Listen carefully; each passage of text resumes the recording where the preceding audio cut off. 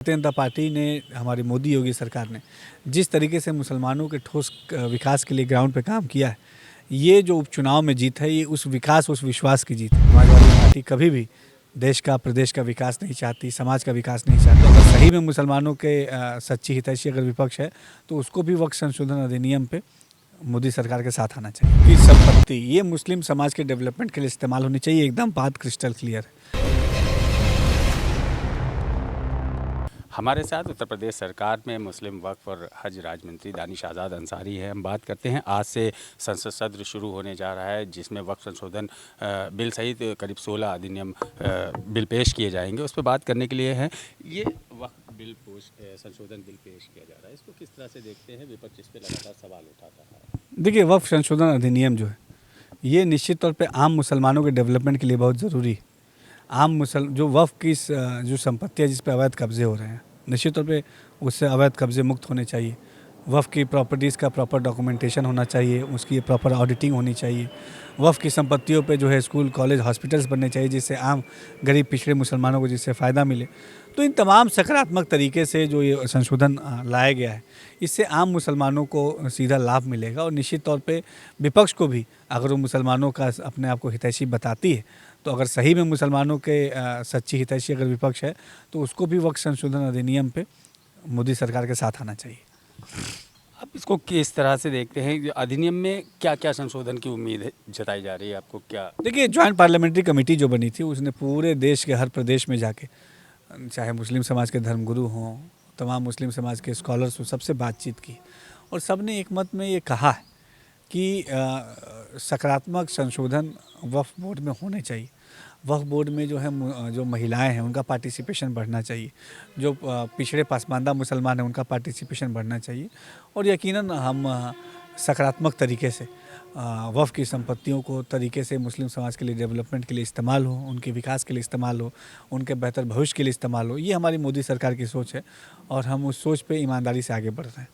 वक्फ की प्रॉपर्टीज़ पे काफ़ी अरसे से लोग, कहीं पे कब्ज़ों की शिकायतें हैं, तमाम कब्ज़े हैं लोगों के, अवैध रूप से भी मुतवल्ली लोग बने हुए हैं, उसको किस तरह से निपटने की तैयारी है? देखिए, वक्फ की संपत्ति ये मुस्लिम समाज के डेवलपमेंट के लिए इस्तेमाल होनी चाहिए, एकदम बात क्रिस्टल क्लियर है। मोदी सरकार भी इस बात की पूरी तरीके से पक्षधर है कि वक्फ की संपत्तियों का सकारात्मक इस्तेमाल आम गरीब पिछड़े पसमानदा मुसलमानों के लिए होना चाहिए। तो निश्चित तौर पे हम आगे बढ़ के मुसलमानों की डेवलपमेंट की बात न केवल कहते हैं, बल्कि धरातल पे हमने उसके लिए ठोस कदम भी उठाए हैं। अच्छी तालीम मुसलमानों को मिले, बेहतर रोज़गार के अवसर मुसलमानों को मिले, मुसलमानों का अच्छा भविष्य हम बनाएं, इस तमाम मुद्दों पे हम काम कर रहे हैं। वक्फ संशोधन अधिनियम के माध्यम से निश्चित तौर पे वक्फ की संपत्तियों का सकारात्मक इस्तेमाल मुस्लिम समाज के डेवलपमेंट के लिए होगा।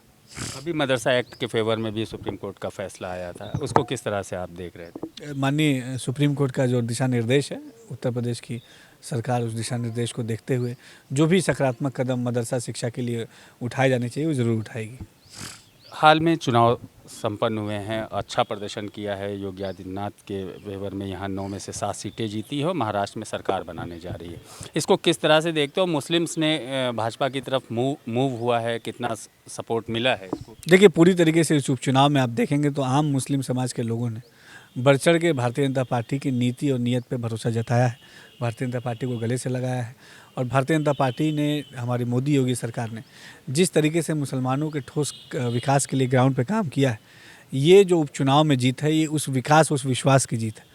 मैं बहुत शुक्रिया अदा करता हूँ अपने सम्मानित जो मतदाता भाई हैं उनका, खासतौर पर मुस्लिम समाज के भाइयों का, जिन्होंने कुंदरकी जैसी सीट पे आगे बढ़ के भारतीय जनता पार्टी को जिताया। इतनी बड़ी अंतर से वहाँ पे पार्टी जीती है और निश्चित तौर पे हर विधानसभा को तरक्की से जोड़ने के लिए हम ईमानदारी से काम करेंगे। कुंदरकी जैसी सीट की आपने बात की, वहाँ 65% से ज़्यादा मुसलमान हैं, वहाँ पे भाजपा जीती है।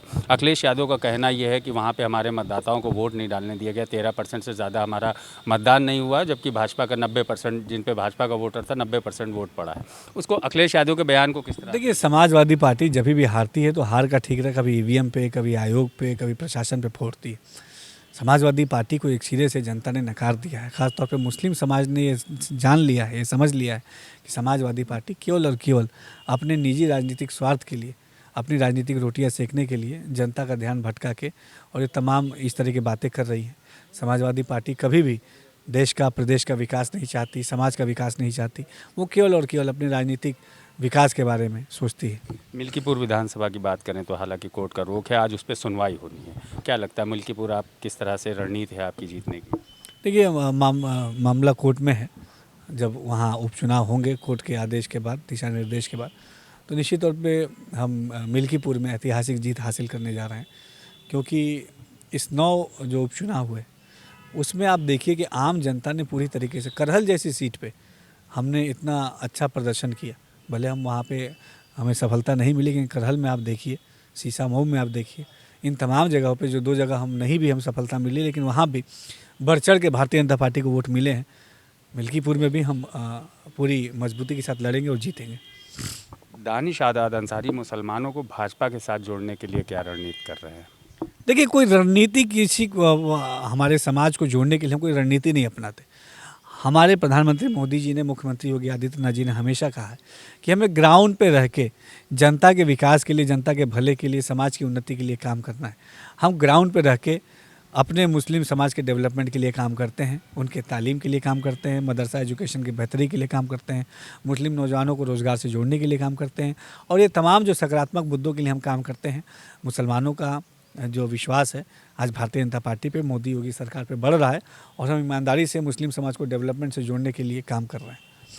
तो ये थे दानिश आज़ाद अंसारी, मुस्लिम वक्फ और हज राज्य मंत्री उत्तर प्रदेश सरकार के, जिनका साफ तौर पे कहना है कि मुसलमानों को भाजपा के साथ जोड़ने के लिए वो लगातार प्रयास कर रहे हैं। और वक्फ संशोधन बिल पे उन्होंने साफ तौर पे कहा कि वक्फ संशोधन बिल जो है वो मुसलमानों के हक के लिए है, उनके फ़ायदे के लिए, उसके लिए सरकार जो कदम उठा सकती है वो हर संभव प्रयास कर रही है। सैयद आकिल, श्री न्यूज़, लखनऊ।